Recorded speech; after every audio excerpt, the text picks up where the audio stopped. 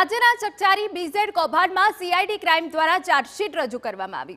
Police દ્વારા કુલ 7 આરોપી વિરુદ્ધ 22,000 પાનાની ચાર્જશીટ રજૂ કરાઈ, જેમાં 655 થી વધુ સાક્ષીઓની નિવેદન કોર્ટ સમક્ષ મૂકવામાં આવ્યા। આ ચાર્જશીટમાં સીઆઈડી ક્રાઇમ દ્વારા 422 કરોડનું કૌભાંડ આચરવામાં આવ્યું હોવાનો ખુલાસો થયો।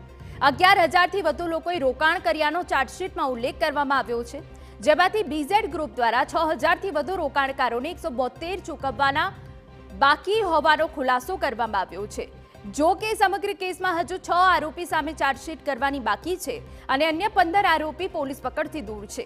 તમામ આરોપીઓ પૈકી કુલ 10 આરોપી બીઝેડ ફાઇનાન્સ સર્વિસની દિવ્ય દ્રષ્ટિ ચેરિટેબલ ટ્રસ્ટના ટ્રસ્ટી હોવાનો પણ ખુલાસો થયો છે।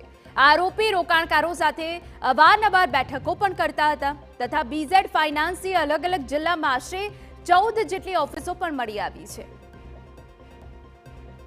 સમગ્ર કૌભાંડમાં આરોપીઓની ભૂમિકાનો પણ વિગતે ઉલ્લેખ કરવામાં આવ્યો છે, જેમાં આરોપી વિશાલસિંહ ઝાલા 117 રોકાણકારો પાસેથી 5.50 કરોડનું રોકાણ કરાવ્યું હોવાનો ખુલાસો થયો।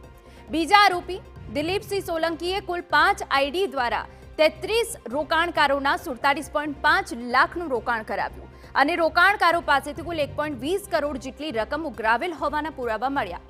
આરોપી આશિક ભરથરીએ કુલ 10 રોકાણકારોનું રોકાણ કરાવીને 1,80,000 કમિશન મેળવ્યું। ચોથા આરોપી સંજયસિંહ પરમારે 14 રોકાણકારો પાસેથી 1 કરોડ 70 લાખનું રોકાણ કરાવ્યાના પુરાવા મળ્યા। પાંચમા આરોપી રાહુલ રાઠોડે કુલ 40 લાખનું રોકાણ કરાવ્યું હતું અને આરોપીએ 17 લાખનો નાણાકીય વ્યવહાર કર્યાની વિગતો મળી આવી।